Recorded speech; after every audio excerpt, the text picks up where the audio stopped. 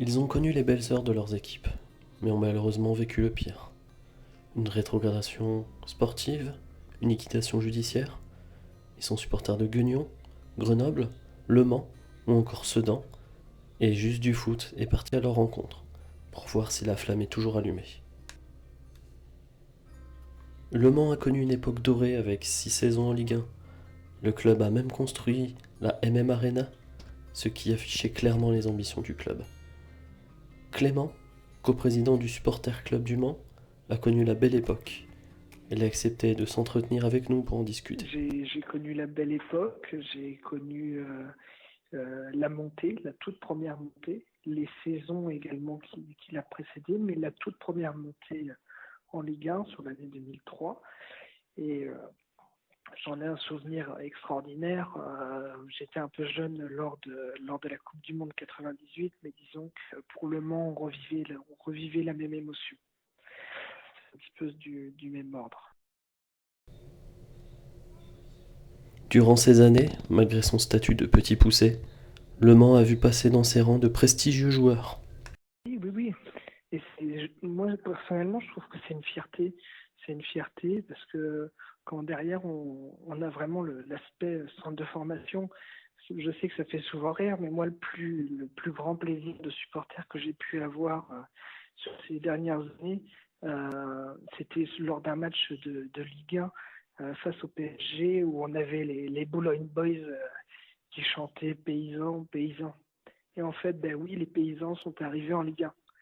Mais les paysans ont sorti des mecs comme Didier Drogba, ont sorti vraiment des joueurs qui, voilà, ils ont été chercher des joueurs, ils les ont formés et ils ont fait des joueurs qui sont corrects et qui ont un fondement également, qui ne sont pas des Nicolas Anelka qui partent à volo, quoi. Mais comment tout a basculé? Écoutez, je pense on a eu un petit peu la folie des grandeurs. On a eu une très bonne période avec des bons joueurs, etc. Mais je pense qu'on n'a pas réussi à capitaliser sur tous ces éléments-là. Il y avait voilà, des dépenses qui étaient un petit peu trop grandes à mon avis sur des éléments où je pense qu'on aurait pu essayer de restreindre un petit peu. Entre autres, tout ce qui était les espaces business, etc. C'était vraiment le foot business dans sa splendeur, alors que nous n'étions que Le Mans. Je pense que voilà, on a énormément de regrets en se disant que on avait un club qui était en train de se construire sur des bases solides, avec énormément de monde derrière pour le soutenir, et une personne a tout gâché avec voilà une envie de vraiment écraser tout le monde et de dire en gros, moi président, je serai dans les 50 meilleurs clubs d'Europe, et au final, on n'est même pas le meilleur club de la Sarthe actuellement, quoi. Le Mans a donc dû déposer bilan en 2013, rattrapé par la DNCG. Le gendarme du football a-t-il tué le club? J'ai un double avis par rapport à la question. Je pense qu'on a un problème avec la DNCG en France, pas en tant que telle, parce qu'elle a fait son boulot, c'est ce qu'on lui demande, c'est très bien. Mais le problème, c'est qu'il n'y a pas l'équivalent en Angleterre, en Espagne, où les clubs sont en faillite, où les clubs recrutent, et où il n'y a aucune structure juridique qui permet de réguler. Aujourd'hui, on ne comprend pas pourquoi est-ce que en France, tous les joueurs sont partis. Pourquoi est-ce que le championnat de Ligue 1 n'est plus attractif? Tout simplement parce que nous n'avons pas les mêmes conditions qu'à l'étranger. Et après, pour répondre justement à la question initiale, moi, mon problème, ce n'est pas tellement seulement la DNCG, parce qu'elle ne fait qu'exécuter justement le principe qui est émis comme quoi les clubs doivent être rigoureux au niveau des finances. Et là, il s'avère qu'on doit quand même vérifier les comptes et on ne peut pas arriver avec 7 puis 15 millions d'euros de déficit. C'est juste pas normal. Une entreprise, un artisan, un commerçant, il n'attend pas d'être à 15 millions de déficit pour dire là, il faut que je commence à réduire un petit peu mon mode de vie. Le Mans est aujourd'hui en CFA2. La passion est-elle toujours au rendez-vous? Euh, on a un stade de 25 000 personnes. Quand on fait la barre des 2000, c'est exceptionnel. Ce qui est quand même une bonne performance. Mais après, il faut savoir que le stade est sur une base de 25 000 et donc les rendements sont basés quand même sur du 25 000 à partir avec le Mans Stadium qui gère justement le MM Arena. On ne peut pas vivre dans un stade infiniment comme ça. Pour moi, il faut remonter le plus vite possible pour essayer de faire de ce stade justement une rampe de lancement et non plus un boulet. Le naming du Stade Monceau a pourtant ouvert la voie à d'autres clubs en France. Oui, on a été précurseur sur énormément de choses, des choses dont on est fier, des choses un peu moins. Moi là, je vous parlais du football populaire. Moi, il y a quelque chose qui me dérangeait particulièrement avec l'arrivée au MM Arena, ça a été la démonétisation, qui pour moi est un non-sens total, déjà ne serait-ce qu'au niveau du football populaire, parce que les personnes qui mettent ça en place ne connaissent rien au monde du football, au monde des supporters. Et en plus, c'est un non-sens économique, parce que le football populaire, c'est la personne, elle a un billet de 5 dans sa poche, elle paye un coup, et puis le copain, il vient, il lui remet une bière, etc. C'est ça le football. Le Mans peut-il retrouver le haut niveau un jour? Je n'irai pas jusqu'à la Ligue des Champions, mais au moins déjà, si nous retrouvions un club qui soit de niveau professionnel, donc à partir du moment où on retrouvera la nationale, les supporters commenceront vraiment à avoir un espoir dans ce club. Et voilà, moi, c'est ce que je répète très souvent, c'est que il suffit de jeter un coup d'œil dans le passé sans avoir un regard nostalgique et juste jeter un coup d'œil dans le passé pour voir où est-ce qu'on a pu pêcher pour justement éviter de retomber dans ces failles et entre autres aussi voir la force qui hier nous a permis de monter un club d'une ville moyenne comme Le Mans en Ligue 1. On fait très attention, entre autres on a toujours voilà, je pense que le syndrome de l'homme trompé, ça correspond très bien parce que vis-à-vis des dirigeants, voilà, ils savent qu'on les espionne, etc. Mais il y a toujours quand même un regard où, en fait, on se dit que les supporters sont les actionnaires de cœur du club depuis toujours. Que les dirigeants passent, que les joueurs passent, que les entraîneurs passent, mais que les supporters, eux, ils restent et qu'au final, c'est eux qui sont vraiment garants des valeurs du club. Les supporters restent. Grenoble a connu la même désaventure. Le GF38 avait pourtant rejoint l'élite en 2008, avant de s'effondrer financièrement et sportivement 3 ans plus tard.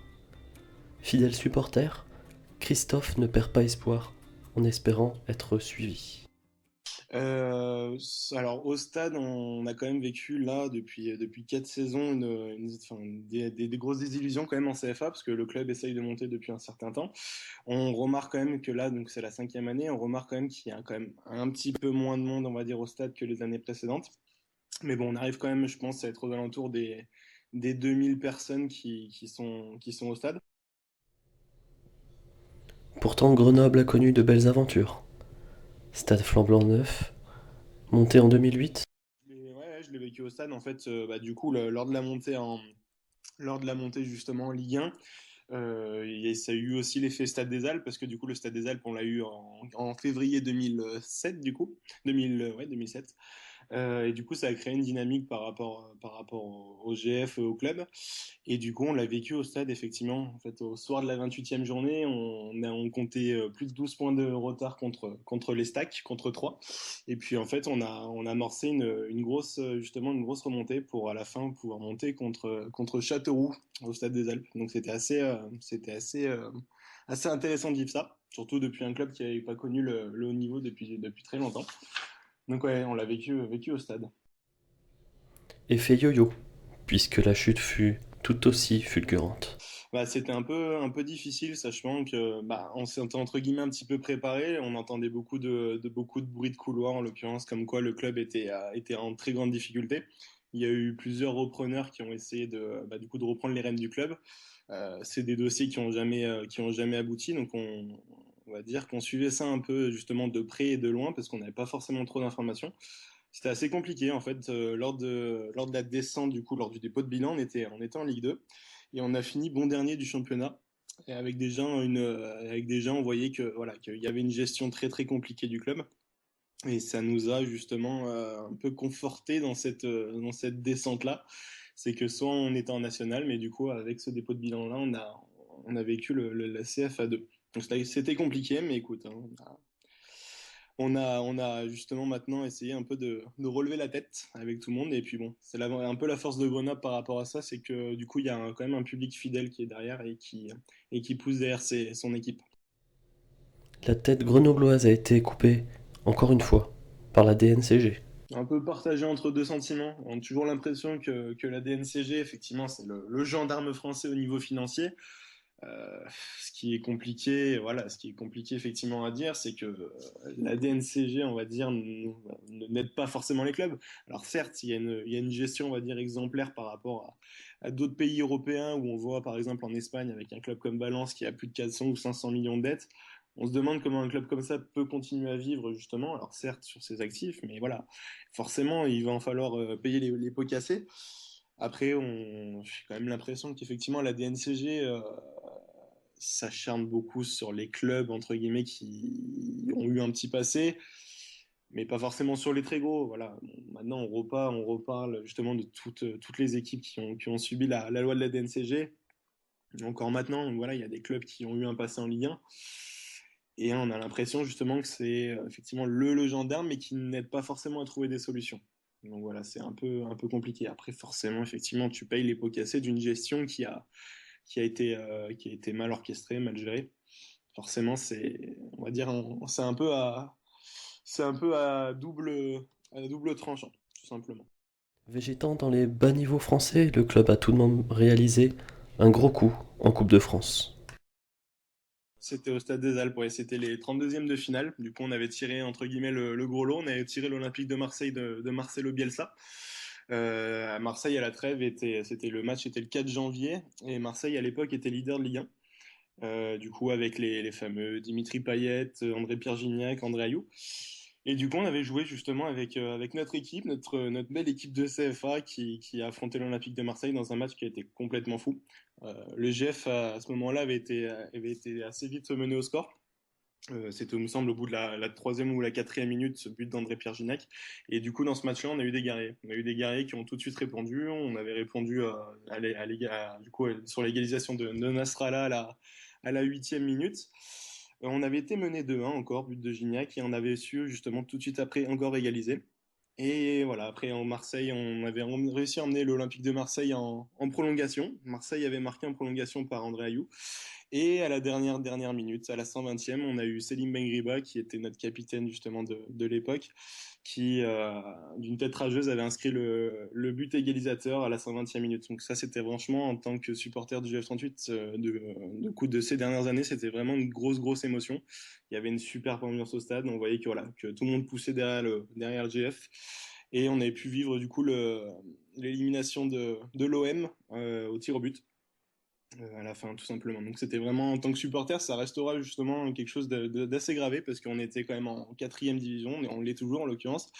En CFA, on arrivait à éliminer l'Olympique de Marseille qui était leader de Ligue 1 avec à l'époque un jeu de Marseille qui était léché, qui jouait rapidement avec plutôt des bons joueurs.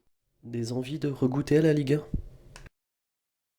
Non, ouais, bah alors on va dire que si, bien sûr que ça donne envie de retrouver le haut niveau. C'est surtout lorsqu'on joue contre des équipes, alors soit contre des réserves de clubs. Nous, on va dire dans notre groupe, enfin avec les supporters, il y a toujours cette ambiance, voilà, qui est toujours assez intéressante et assez importante.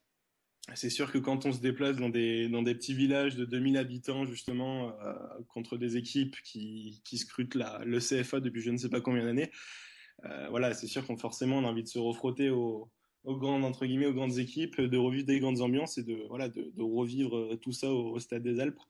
Ça donne forcément envie. C'est des choses qu'on a envie de regoûter. Des regrets?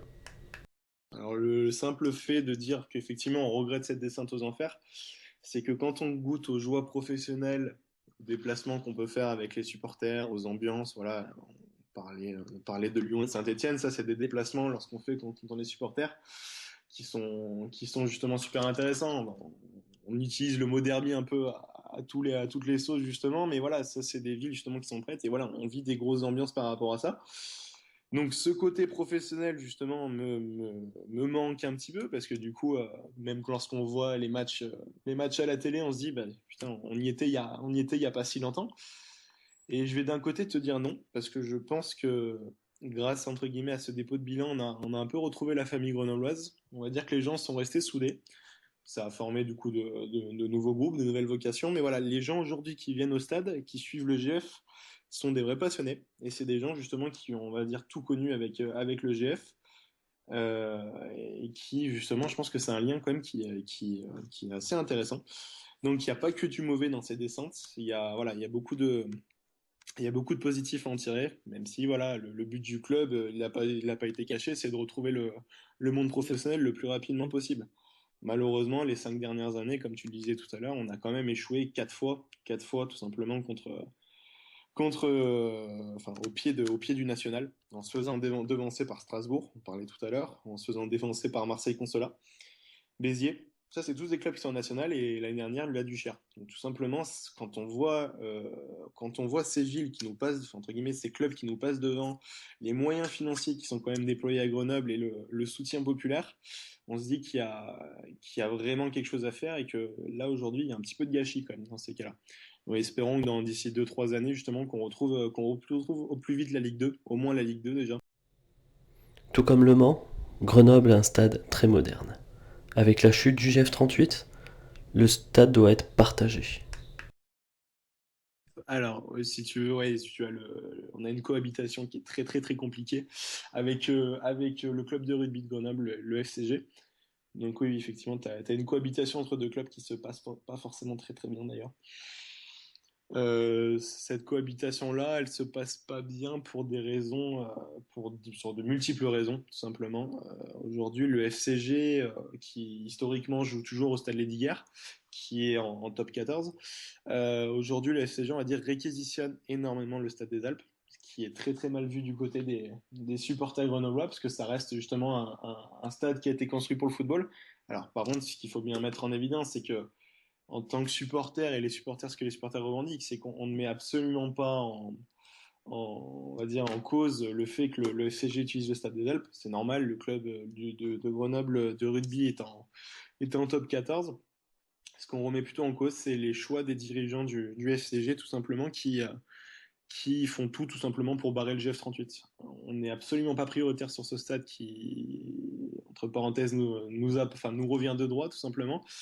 On a ces dernières années vécu pas mal de délocalisations, donc c'est un stade qui fait beaucoup débat parce que voilà, le club de rugby qui réquisitionne le stade pour un week-end complet alors qu'il joue le dimanche après-midi et qui ne permettent pas au club de Grenoble de jouer le samedi, c'est très très mal vécu par beaucoup de supporters et voilà, ça fait couler beaucoup d'encre du côté de Grenoble. On a eu beaucoup de délocalisations ces derniers temps, donc voilà, c'est un peu compliqué de suivre le club. On a eu des délocalisations dans la banlieue grenobloise, à Échirol, 2 fois. On a eu une délocalisation à Sassenage, qui est aussi dans la banlieue grenobloise. Et on a eu même une délocalisation pour jouer à domicile contre la réserve de Serre l'année dernière à Chambéry. Donc en tant que supporter grenoblois, lorsqu'on apprend qu'on doit faire 45 bornes pour pouvoir voir jouer son équipe à domicile, on va dire que ça fait grincer un peu des dents. Ça fait grincer des dents. Bien avant le Qatar et le PSG, Grenoble avait enrôlé des investisseurs japonais. Ouais, avec une gestion, on va dire, étrangère, tu vois. Nous, on était les premiers à l'époque à recevoir, enfin, à être gérés par un club, enfin, par des étrangers. Après, ça a emboîté le poids sur pas mal de clubs. Oui, quand tu vois ça, ça te fait toujours peur, c'est clair. Mais je le souhaite à personne hein, de revivre ces moments-là parce qu'en tant que supporter, faut s'accrocher, on va dire, par rapport à ça. Mais ouais, non, c'est pas forcément les choses les plus agréables. L'achat par des investisseurs étrangers. Le CS Sedan l'a également connu. Après des années en Ligue 1, les Ardennais ont chuté, puis ont repris espoir avec l'arrivée des Saoudiens. Malheureusement, tout cela n'était que de la poudre aux yeux. Olivier, supporter sedanais, perd petit à petit espoir. Les mauvaises péripéties de son club l'ont poussé à adopter une solution radicale. Ah non, mais moi je fais partie des gens qui prônent le stade vide. Et je l'ai demandé. Enfin, je fais circuler la chose depuis le premier match enfin, depuis les deux premiers matchs qui ont été faits à l'extérieur. Et quand j'ai vu le piètre niveau, alors je veux bien reconnaître que c'est une équipe en reconstruction, mais en même temps, qui l'a voulu Qui l'a voulu à faire une équipe en reconstruction? Donc ça, ensuite, une équipe de 16 joueurs qui, soi-disant, ont tous joué au niveau supérieur. Ben, 16 joueurs, il n'y a pas besoin de mettre les joueurs, de faire deux équipes ou trois équipes à l'entraînement. Ça doit, au niveau de l'intégration, ça devrait être vite fait. Et là, il n'y a rien, mais rien, rien, rien, rien. Et pourtant, je suis pas quelqu'un qui est forcément négatif, mais voilà, aujourd'hui, on fait le constat. Moi, comme je te dis, je suis un observateur et je regarde ça avec, comme quelqu'un qui regarde ça de l'extérieur sans pour autant avoir un, un appointement particulier, une appointance particulière au club, quoi. Tu vois, donc La chute sudanaise fut-elle justifiée? ah ben non, mais c'est justifié dans le sens où le club n'est plus rentable au tel point à ce que les dettes qui sont accumulées représentent pratiquement son équivalent au budget alloué pour l'année. Donc à partir de là, soyons clairs, hein, c'est juste. Alors après, c'est effectivement, tout le monde n'est pas logé à la même enseigne, ça je suis d'accord, mais c'est pas parce que les autres sont pas logés à la même enseigne que qu'on doit pas nous avoir voilà une sentence qui soit justifiée. C'est plutôt aux autres de revoir pourquoi il y a des passes droits, quoi. Mais en l'occurrence, là, non, la descente était justifiée. Voilà, les raisons ensuite, c'est que euh, très clairement, les clubs sont gérés de façon unipersonnelle.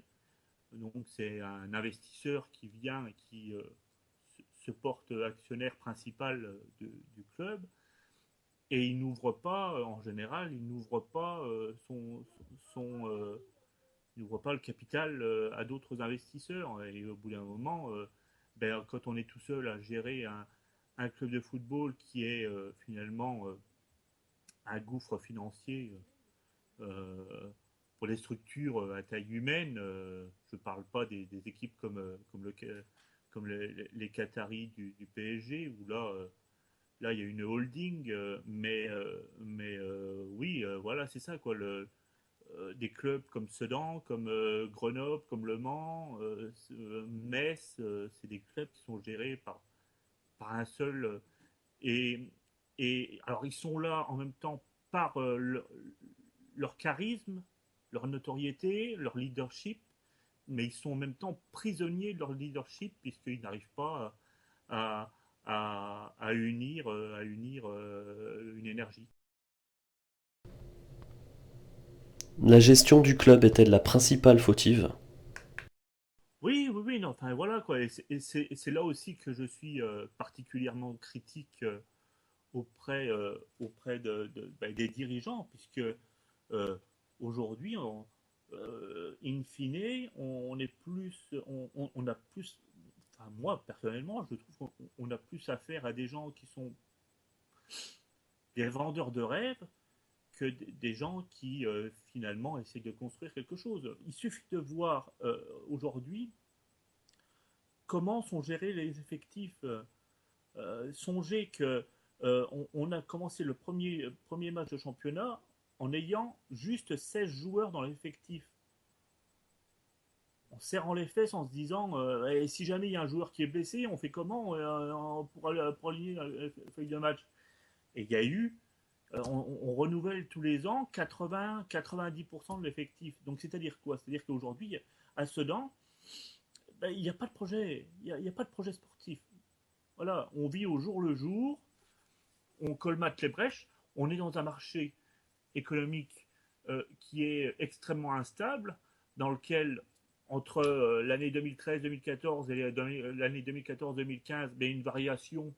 Il y a un marché qui est en chute libre, donc du coup, les salaires sont certainement revus à la baisse, donc du coup, les clubs se disent ben, ça ne sert à rien de faire des contrats de longue durée, il suffit de renouveler l'effectif tous les ans. Et puis on fait voilà, on tire un bénéfice là-dessus sur la masse salariale puisque les salaires sont en baisse.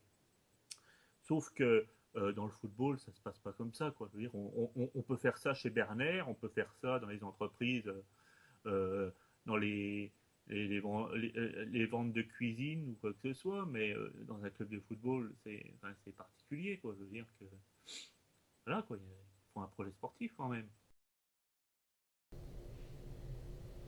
Quelle est l'attitude adoptée par le club actuellement? Alors, encore une fois, et les gens n'arrivent pas à faire ce distinguo-là. Alors, ils sont toujours en train de se sortir le mouchoir en disant mais oui, mais on est un petit club amateur, regardez les autres. Mais oui, mais je regarde les autres, je regarde le championnat. Concarneau, vous n'allez pas me dire que Concarneau, c'est. Bon, et je continue, Épinal, bon, voilà, il y a quand même moyen, en étant le quatrième ou cinquième budget du championnat, il y a quand même moyen d'avoir une équipe qui joue à peu près le milieu de tableau. Là, on joue la misère. Là, je comprends pas. Je comprends pas. On n'arrive pas. On les écoute. Bon, déjà, ils ont arrivé à virer tout le staff d'encadrement opérationnel, c'est-à-dire le préparateur physique, l'entraîneur Farid Fouzari, et ils sont pas partis en se disant ben, merci Sedan, hein, ils sont partis de façon houleuse. Donc voilà quoi. Donc oui, tout est fait de façon bizarre. Les gens qui quittent Sedan ne partent pas avec une bonne image de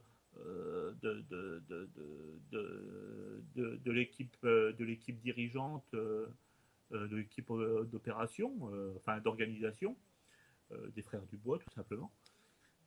Et voilà. Et aujourd'hui, enfin, voilà, aujourd'hui, on récolte ce que l'on sème. Donc, on récolte une avant-dernière. Enfin, c'est du misérabilisme. Voilà. On joue petit bras. On joue petit bras.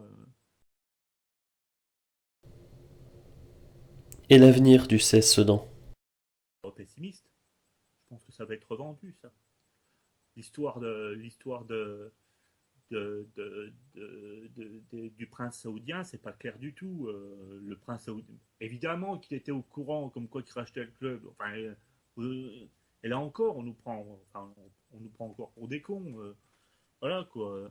Évidemment qu'il était au courant. Là, on nous fait croire leur communication dans les journaux, c'est se dire ben voilà, ah ben oui, ben le prince n'était pas au courant qu'il fallait qu'il injecte du pognon. Mais attends, il signe un contrat, il est quand même censé savoir ce qu'il signe dans un contrat.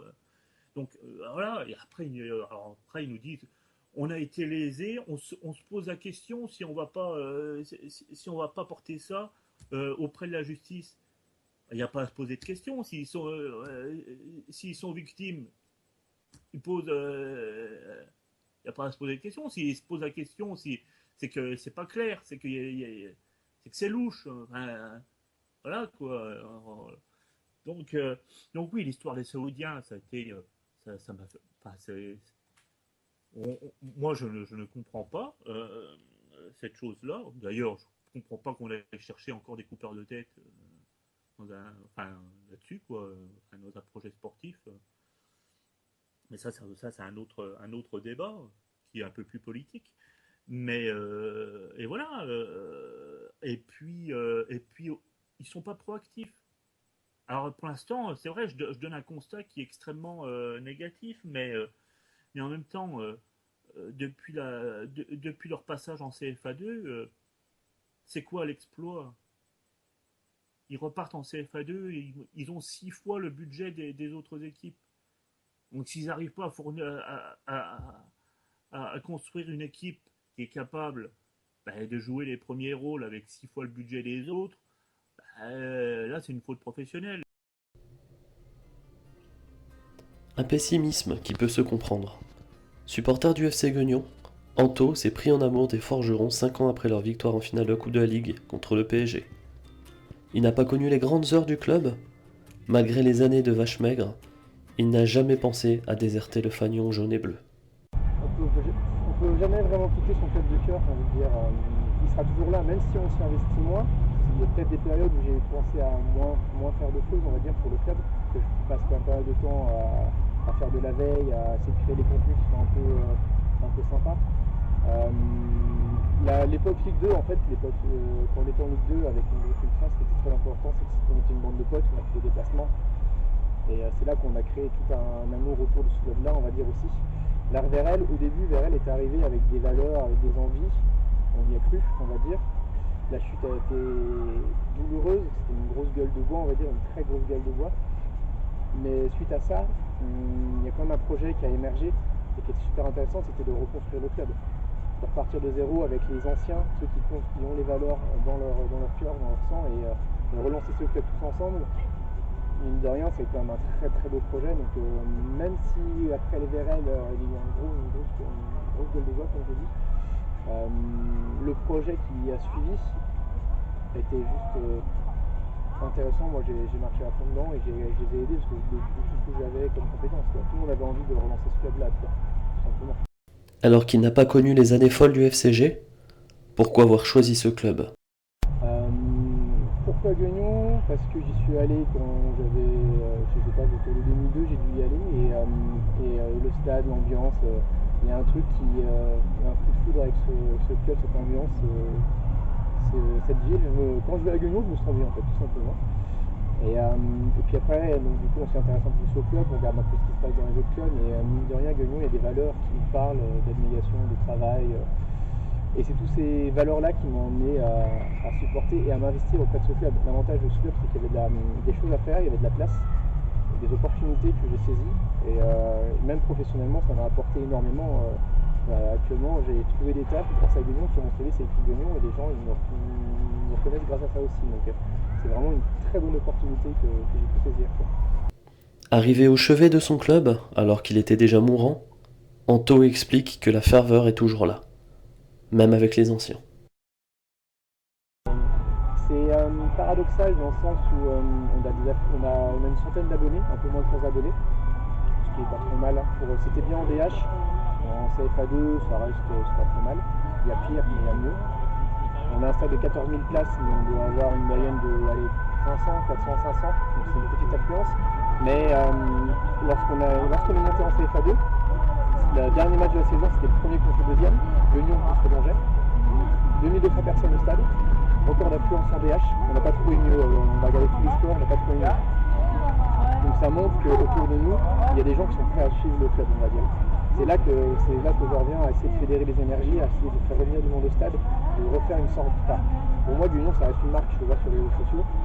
Les gens ils connaissent Guignon, ils parlent de Guignon. Guignon peut-il renaître de ses cendres? Alors il y a trois sons de cloche, on va dire. Il y a les gens qui veulent voir du foot de haut niveau entre les Loirs, rentabiliser le stade de 14 000 places, qui coûte cher à la collectivité, et qui voudraient qu'on unisse nos forces avec des clubs aux alentours, etc. Bon, tant que Guignon reste Guignon, j'ai un peu dit, coopérer au niveau des jeunes, pourquoi pas. C'est un sujet très délicat en ce moment, vous avouerez, autour des Guignons. Guignon tout seul, c'est plus de 10 000 habitants.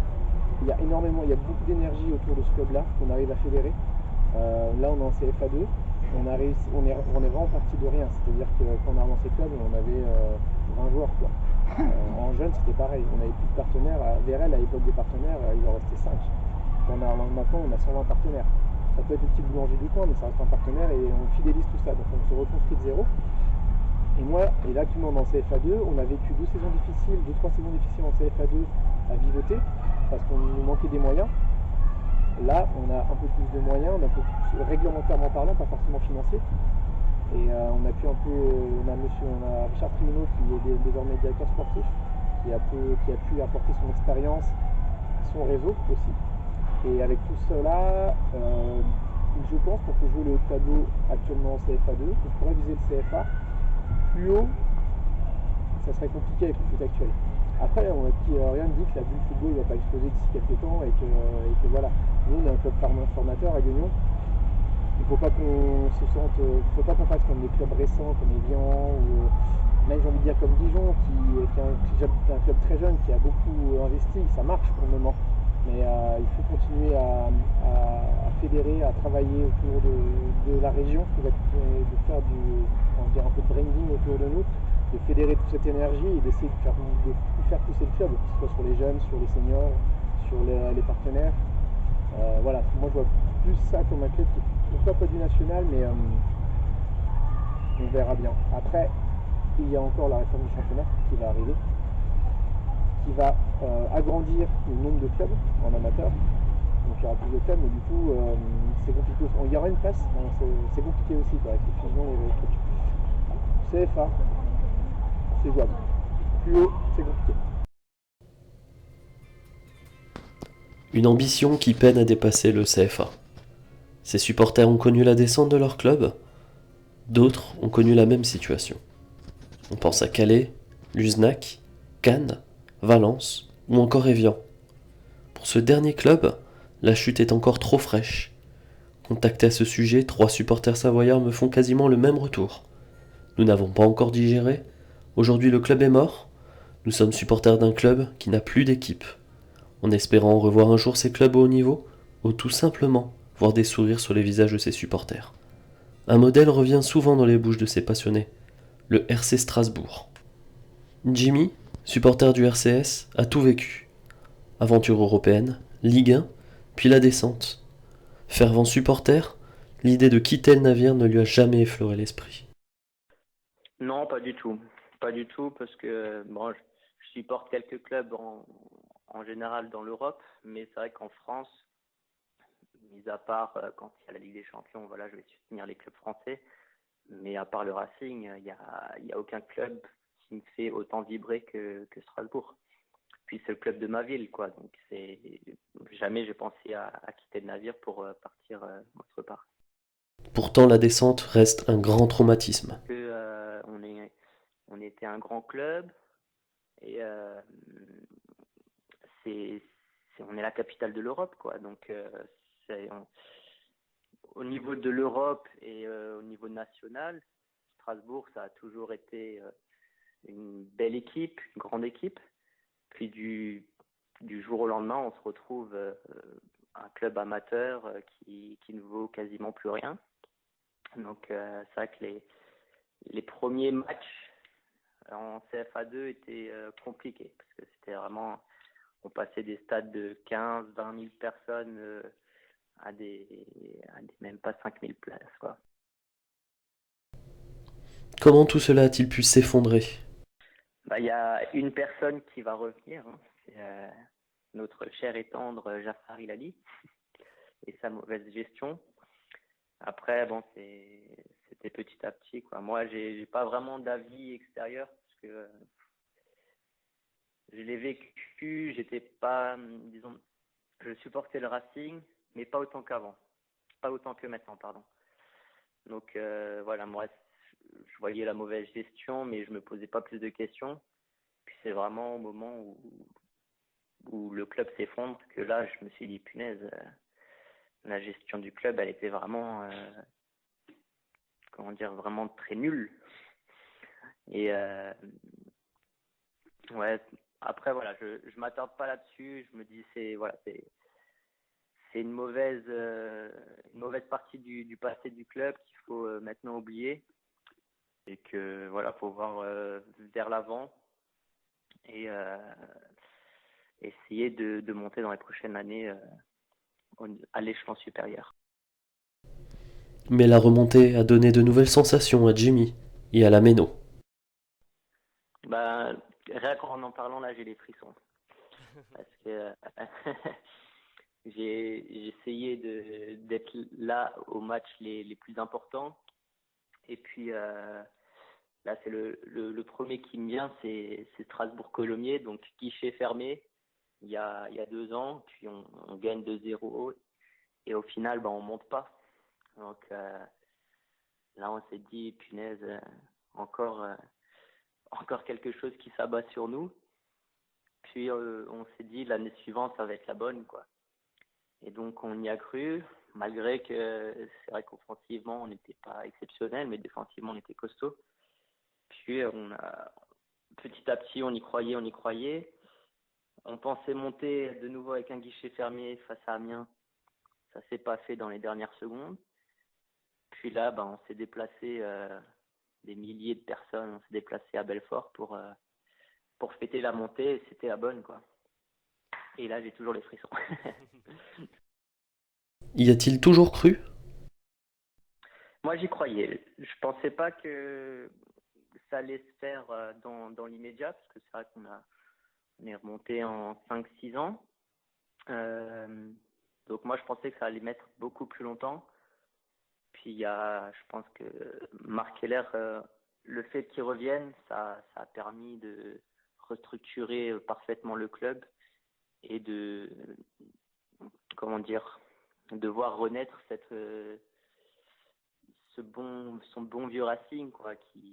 Et puis, ouais, en 5-6 ans, on a réussi à remonter, à retrouver le monde pro. Donc, moi, j'y croyais pas. Puis finalement, plus on grappillait les échelons et puis plus on y croyait, quoi.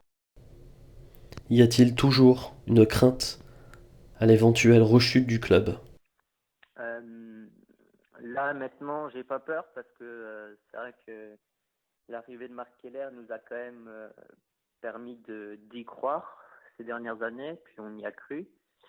Et je pense que si maintenant il reste encore à la tête du club pendant de nombreuses années, moi j'y crois. Après, c'est vrai que j'aurais peur au moment où le club passerait de main. Là, on pourrait s'attendre à un président qu'on ne connaît pas forcément. Donc là, ouais, peut-être que j'aurais cette crainte. Mais là, voilà, je crois au staff et aux joueurs et même aux plus haut placés. Donc, Pensionnaire de Ligue 2 après avoir grimpé plusieurs échelons, quelle est l'éventuelle limite du RC Strasbourg? la Ligue 1, j'y crois. Peut-être pas dans l'immédiat. Bon, même si maintenant le club crée la surprise en fin de saison, on sera heureux. Mais c'est vrai que dans l'idéal, ce serait de faire 2-3 saisons en Ligue 2 pour vraiment se restructurer, faire venir des joueurs, retrouver un bon centre de formation et puis avoir du budget supplémentaire. Ensuite, d'ici 2-3 ans, l'idéal, voilà, c'est la Ligue 1. Et pareil, passer quelques années pour retrouver ce niveau. Et après, oui, bien sûr, dans les 10, 15, 20 prochaines années, ce serait l'idéal de se retrouver en Coupe d'Europe. Même, par exemple, avec une Coupe de la Ligue ou une Coupe de France remportée qui nous permettrait de jouer l'Europa League. Jimmy et Lameno ont vécu la remontée du Racing Club de Strasbourg. Ont-ils un petit mot pour les supporters qui espèrent la renaissance de leur club? Le mot, il sera sympathique, bien évidemment, parce que c'est des clubs qui ont marqué le football français, que ce soit en Ligue 1 ou en Ligue 2. On a pu croiser, par exemple, les Sedanais ces dernières années aussi. Faut pas lâcher le club, parce que c'est vrai que même si ce sont les joueurs qui font le boulot, je pense que les supporters font une grande partie de cette renaissance. On le voit à la Mino, les guichets fermés, et puis là on a un super COP de 5000 personnes. Je pense que faut toujours y croire dans la gestion, parce que c'est vrai que s'il n'y a pas une bonne gestion du club, ça va être compliqué, mais il faut toujours y croire. Il y a aussi l'exemple de l'USNAC, où on suit un petit peu les résultats de temps en temps, qui ne lâchent pas. Et puis il y a quelques photos des supporters qui y croient, alors qu'ils sont en DH, il me semble. Moi, voilà, je pense que les supporters, les joueurs sans les supporters ne sont, je dirais pas ils sont rien, mais c'est vrai que ça les booste, quoi. Donc, toujours y croire et ne surtout pas lâcher parce que c'était notre club, c'est notre club et ça restera toujours notre club.